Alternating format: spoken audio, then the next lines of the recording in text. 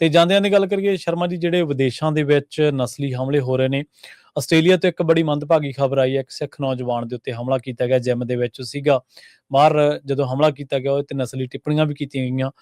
ਇਹਨਾਂ ਨਸਲੀ ਹਮਲਿਆਂ ਦਾ ਕਾਰਨ ਕੀ ਹੈ ਜੀ? ਕਿਉਂਕਿ ਪੰਜਾਬੀ ਤਾਂ ਦੁਨੀਆ ਭਰ ਦੇ ਵਿੱਚ ਫੈਲੇ ਹੋਏ ਨੇ, ਰੋਜ਼ੀ ਰੋਟੀ ਕਮਾਉਂਦੇ ਨੇ, ਆਪਦਾ ਕੰਮ ਕਰਦੇ ਨੇ, ਮਿਹਨਤਾਂ ਕਰਦੇ ਨੇ ਤੇ ਮੰਜ਼ਿਲਾਂ ਨੂੰ ਹਾਸਲ ਕਰਦੇ ਨੇ। ਇਹ ਬਹੁਤ ਮੰਦਭਾਗਾ ਵਰਤਾਰਾ ਹੈ। ਜੀ ਜੀ। ਅਸੀਂ ਲੋਕ ਮੰਨ ਕੇ ਇਹ ਚੱਲਦੇ ਹਾਂ ਕਿ ਸਾਡੇ ਇੱਥੇ ਧਰਮ, ਜਾਤ, ਰੰਗ, ਨਸਲ, ਭੇਦ ਬਹੁਤ ਕੁਛ ਹੈ। ਪਰ ਜੀ ਬਾਹਰਲੇ ਮੁਲਕਾਂ 'ਚ ਤਾਂ ਮਨੁੱਖਤਾ ਬਹੁਤ ਹੈ ਜੀ, ਉਹ ਤਾਂ ਨਿਮਰ ਬਹੁਤ ਹੈ ਜੀ, ਹੈ ਨਾ। ਪਰ ਹਰ ਵਰਗ ਦੇ ਵਿੱਚ ਚੰਗੇ ਮਾੜੇ ਲੋਕ ਹੁੰਦੇ ਨੇ, ਅੰਸਰ ਹੁੰਦੇ ਨੇ, ਹਰ ਸਮਾਜ 'ਚ ਸ਼ਰਾਰਤੀ ਅੰਸਰ ਹੁੰਦੇ ਨੇ। ਸਹੀ ਸਹੀ। ਸੋ ਇਸ ਲਈ ਉਹ ਇਹੀ ਹੁੰਦਾ ਕਿ ਇੱਕ ਦੀ ਗਲਤੀ, ਜਿਵੇਂ ਆਪਾਂ ਅਕਸਰ ਗੱਲ ਕਰਦੇ ਆਏ ਹਾਂ ਕਿ ਵਿਦੇਸ਼ਾਂ 'ਚ ਜਦੋਂ ਸਾਡੇ ਪਿੰਡਾਂ ਦੇ, ਸ਼ਹਿਰਾਂ ਦੇ, ਮੁਲਕ ਦੇ, ਸੂਬਿਆਂ ਦੇ ਲੋਕ ਜਾਂਦੇ ਨੇ ਤਾਂ ਉਹ ਇਕੱਲੇ ਉਹ ਵਿਅਕਤੀ ਨਹੀਂ ਤੁਰਿਆ ਫਿਰ ਰਿਹਾ ਹੁੰਦਾ, ਉਹ ਮੁਲਕ, ਸੂਬਾ ਤੁਰਿਆ ਫਿਰ ਰਿਹਾ ਹੁੰਦਾ। ਸੋ ਇਸ ਲਈ ਉਹਨਾਂ ਨੂੰ ਬਹੁਤ ਧਿਆਨ ਨਾਲ ਵਿਚਰਨਾ ਚਾਹੀਦਾ ਕਿ ਉਹਨਾਂ ਨਾਲ, ਉਹਨਾਂ ਵੱਲੋਂ ਕੀਤੀ ਕੋਈ ਵੀ ਹਰਕਤ ਸੂਬੇ ਦਾ, ਮੁਲਕ ਦਾ ਨਾਮ ਖਰਾਬ ਕਰਦੀ ਹੈ, ਉਸ ਵਿਅਕਤੀ ਦਾ ਨਹੀਂ ਨਿੱਜੀ ਖਰਾਬ ਹੁੰਦਾ ਕੁਛ ਇਹਨਾਂ। ਉਸੇ ਤਰ੍ਹਾਂ ਹਰੇਕ ਮੁਲਕ ਦੇ ਜਿਹੜੇ ਉੱਥੋਂ ਦੇ ਵਸਨੀਕ ਲੋਕ ਨੇ, ਉਹਨਾਂ ਦੀ ਕਿਸੇ ਦੀ ਇੱਕ ਘਟੀਆ ਹਰਕਤ ਜੀ, ਇਹ ਹੁਣ ਆਪਾਂ ਖਬਰ ਇਹੀ ਕਰ ਰਹੇ ਹਾਂ ਨਾ ਕਿ ਆਸਟ੍ਰੇਲੀਆ 'ਚ ਨਸਲੀ ਹਮਲਾ, ਜਦੋਂ ਕਿ ਸਾਰੇ ਆਸਟ੍ਰੇਲੀਆ ਨੇ ਤਾਂ ਹਮਲਾ ਨਹੀਂ ਨਾ ਕੀਤਾ, ਉਲਟਾ ਉੱਥੋਂ ਦੇ ਸਥਾਨਕ ਲੋਕਾਂ ਨੇ ਉਸ ਮੁੰਡੇ ਨੂੰ ਸਾਂਭਿਆ, ਹਸਪਤਾਲ ਚੱਕ ਕੇ ਲੈ ਕੇ ਗਏ, ਹਸਪਤਾਲ ਉਹਨੂੰ ਇਲਾਜ ਲਈ ਲੈ ਕੇ ਗਏ। ਤੇ ਉਹ ਉਸ ਬੱਚੇ ਨੂੰ ਮੈਂ ਸੁਣ ਰਿਹਾ ਸੀ, ਉਹ ਕਹਿੰਦਾ ਵੀ ਕਿ ਮੈਂ ਇੰਨਾ ਪੀੜ ਇਸ ਜ਼ਖਮ ਦੀ, ਹੱਡੀ ਟੁੱਟਣ ਦੀ ਨਹੀਂ ਮੈਨੂੰ ਜਿੰਨੀ ਮਾਨਸਿਕ ਹੈ। ਸਹੀ। ਕਿਉਂਕਿ ਜਿਹੋ ਜਿਹੇ ਸ਼ਬਦ ਉਹਦੇ ਲਈ ਵਰਤੇ ਕਿ ਮੈਂ ਉਹ ਸਕਰੀਨ ਤੇ ਬੋਲਣਾ ਵੀ ਚੰਗਾ ਨਹੀਂ ਸਮਝਦਾ। ਬਿਲਕੁਲ ਜੋ ਸ਼ਬਦ ਉਹਦੇ ਲਈ ਵਰਤੇ ਗਏ, ਹੈ ਨਾ। ਤੇ ਵਾਪਸ ਜਾਓ ਜੀ, ਆਪਣੇ ਮੁਲਕ ਮੁੜ ਜਾਓ ਜੀ, ਇਹੋ ਜਿਹੀਆਂ ਗੱਲਾਂ। ਪਹਿਲਾਂ ਜਿਮ ਦੇ ਅੰਦਰ ਉਹਨੂੰ ਤਾਨੇ ਮਾਰਦੇ ਰਹੇ, ਫਿਰ ਬਾਹਰ ਉਹਦੇ ਨੱਕ 'ਚ ਸਿਰ ਮਾਰਿਆ, ਹੱਡੀ ਤੋੜੀ। ਅਸਲ 'ਚ ਪ੍ਰਵੀਨ ਜੀ, ਇਹ ਵਰਤਾਰਾ ਅਸੀਂ ਆਪਣੇ ਮੁਲਕ 'ਚ ਵੀ ਦੇਖਦੇ ਹਾਂ। ਰਾਜਨੀਤਿਕ ਲੀਡਰਾਂ ਦੇ ਕੁਝ ਬੋਲਾਂ ਦੇ ਅਰਥ ਇੰਝ ਹੀ ਲਏ ਜਾਂਦੇ ਨੇ। ਸਹੀ ਗੱਲ। ਚਾਹੇ ਗਊ ਭਗਤ ਦੇ ਨਾਂ ਤੇ, ਚਾਹੇ ਉਹ ਮੀਟ ਦੇ ਨਾਂ ਤੇ, ਚਾਹੇ ਧਰਮ ਦੇ ਨਾਂ ਤੇ, ਚਾਹੇ ਪਾਰਟੀਆਂ ਦੇ ਨਾਂ ਤੇ। ਹੁਣ ਅਸੀਂ ਜਿੰਨੇ ਹਿੰਸਕ ਹੋ ਗਏ ਹਾਂ, ਕੋਈ ਰੇਹੜੀ ਫੜੀ ਵਾਲਾ ਹੈ ਨਾ, ਪਹਿਲਾਂ ਆਧਾਰ ਕਾਰਡ ਦਿਖਾਓ, ਕਿਹੜੇ ਸੂਬੇ ਤੋਂ ਆਏ ਹੋ, ਬਾਹਰਲੇ ਸੂਬੇ ਦਾ ਨੰਬਰ ਹੈ ਨਾ, ਉਹ ਕਿਉਂ, ਤੂੰ ਇੱਥੇ ਕਿਉਂ ਖੜਾ ਹੈ, ਇੱਥੇ ਕਿਉਂ ਬੜਿਆ। ਆਪ ਚਾਹੇ ਸਾਰੇ ਪੰਜਾਬ 'ਚ ਉਤਰੇ ਹੁਣ ਕੰਮ ਕਰਨ, ਹੈ ਨਾ।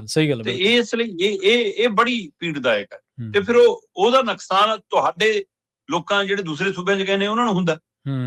ਹੁਣ ਇਸੇ ਤਰ੍ਹਾਂ ਦਾ ਅੰਤਰਰਾਸ਼ਟਰੀ ਪੱਧਰ ਤੇ ਮੈਂ ਟਰੰਪ ਦਾ ਵਰਤਾਰਾ ਦੇਖ ਰਿਹਾ। ਜੀ ਜੀ। ਬੇਸ਼ੱਕ ਇਹ ਘਟਨਾਵਾਂ ਪਹਿਲਾਂ ਵੀ ਕਿਤੇ ਨਾ ਕਿਤੇ ਇੱਕਾ ਦੁੱਕਾ ਵਾਪਰਦੀਆਂ ਨਹੀਂ, ਆਪਾਂ ਕਿਹਾ ਕਿ ਕੋਈ ਸ਼ਰਾਰਤੀ ਲੋਕ ਹੁੰਦੇ ਨੇ, ਹੈ ਨਾ।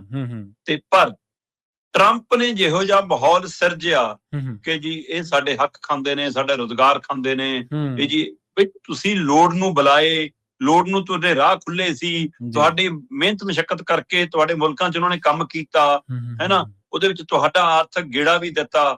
ਤੇ ਇਹ ਇਸ ਤਰੀਕੇ ਕਾਰਨ ਹੁਣ ਬਦਨਾਮ ਵੀ ਕਰਨਾ ਤੇ ਹੱਥਕੜੀਆਂ ਲਾ ਕੇ ਮੋੜਨਾ ਵੀ ਹੈ।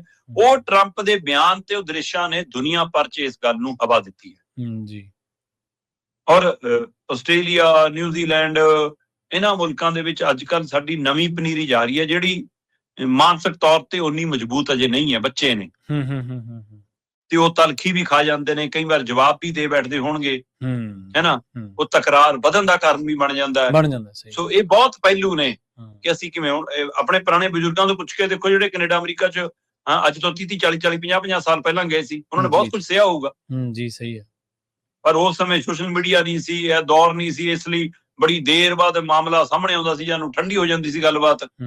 ਪਰ ਇਹਦਾ ਮਤਲਬ ਇਹ ਥੋੜਾ ਕਿ ਤੁਸੀਂ ਨਸਲੀ ਹਮਲੇ ਕਰਦੇ ਰਹੋਗੇ, ਤੁਸੀਂ ਇਹ ਵਿਵਹਾਰ ਕਰਦੇ ਰਹੋਗੇ। ਸੋ ਉੱਥੋਂ ਦੇ ਮੁਲਕ ਨੂੰ, ਉੱਥੋਂ ਦੀ ਸਰਕਾਰ ਨੂੰ, ਉੱਥੋਂ ਦੇ ਚੁਣੇ ਨੁਮਾਇੰਦਿਆਂ ਨੂੰ ਵੀ ਇਸ ਗੱਲ ਤੇ ਗੌਰ ਕਰਨ ਦੀ ਲੋੜ ਹੈ ਕਿ ਉਹ ਆਪਣੇ ਮੁਲਕ ਦੇ ਅਜਿਹੇ ਸ਼ਰਾਰਤੀ ਅੰਸਰਾਂ ਨੂੰ ਵੀ ਨੱਥ ਪਾ ਕੇ ਰੱਖਣ ਔਰ ਉਹਨਾਂ ਨੂੰ ਸਹਿਜਤਾ ਦਾ ਪਾਠ ਪੜਾਉਣ। ਜੀ ਬਿਲਕੁਲ। ਦੇਖੋ, ਆਪਾਂ ਅਕਸਰ ਹੀ ਚਰਚਾ ਕਰਦੇ ਹੁੰਦੇ ਸ਼ਰਮਾ ਜੀ, ਜਿਹੜੇ ਜਿਸ ਕਿਸੇ ਵੀ ਦੇਸ਼ ਦੇ ਵਿੱਚ ਆਪਾਂ ਰਹਿੰਦੇ ਹਾਂ, ਜਾਂ ਜਿਸ ਕਿਸੇ ਵੀ ਦੇਸ਼ ਦੇ ਬਾਰੇ ਆਪਾਂ ਗੱਲ ਕਰ ਲਈਏ, ਜਦੋਂ ਉੱਥੋਂ ਦਾ ਹੁਕਮਰਾਨ, ਉੱਥੋਂ ਦੀ ਜਿਹੜੀ ਸੱਤਾਧਾਰੀ ਪਾਰਟੀ ਜਿਵੇਂ ਮੋਦੀ BJP ਹੈ, ਜਦੋਂ ਸਟੇਜਾਂ ਦੇ ਉੱਤੋਂ ਇਸ ਤਰ੍ਹਾਂ ਦੀਆਂ ਤਕਰੀਰਾਂ ਹੋਣਗੀਆਂ ਜਿਹੜੀਆਂ ਨਫ਼ਰਤੀ ਹੋਣਗੀਆਂ, ਕਿਸੇ ਭਾਈਚਾਰੇ ਵਿਸ਼ੇਸ਼ ਨੂੰ ਟਾਰਗੇਟ ਕੀਤੀਆਂ ਜਾਣਗੀਆਂ, ਤਾਂ ਉਹ ਟੀਵੀ ਕੌਣ ਦੇਖ ਰਿਹਾ? ਟੀਵੀ ਤਾਂ ਛੋਟਾ ਬੱਚਾ ਵੀ ਦੇਖ ਰਿਹਾ, ਜਵਾਨ ਵੀ ਦੇਖ ਰਿਹਾ, ਅਲੜ ਵੀ ਦੇਖ ਰਿਹਾ। ਤੇ ਜਦੋਂ ਉਹਦੇ 'ਚ ਵਾਇਰਸ ਉਹਦੇ ਦਿਮਾਗ ਦੇ ਵਿੱਚ ਭਰਿਆ ਜਾਊਗਾ ਕਿ ਫਲਾਂ ਬੰਦਾ, ਮੈਂ ਉਹਦੇ ਕਰਕੇ ਅਨਸੇਫ ਹਾਂ, ਮੈਂ ਉਹਦੇ ਕਰਕੇ ਸੁਰੱਖਿਅਤ ਹਾਂ, ਮੈਂ ਉਹਦੇ ਕਰਕੇ ਮੇਰਾ ਕੰਮ ਹੈ ਨਹੀਂ, ਮੇਰੇ ਉਹਦੇ ਕਰਕੇ ਸਾਡਾ ਦੇਸ਼ ਪਿੱਛੇ ਹਟ ਗਿਆ, ਤਾਂ ਉਹ ਕੀ ਕਰੂਗਾ ਫਿਰ?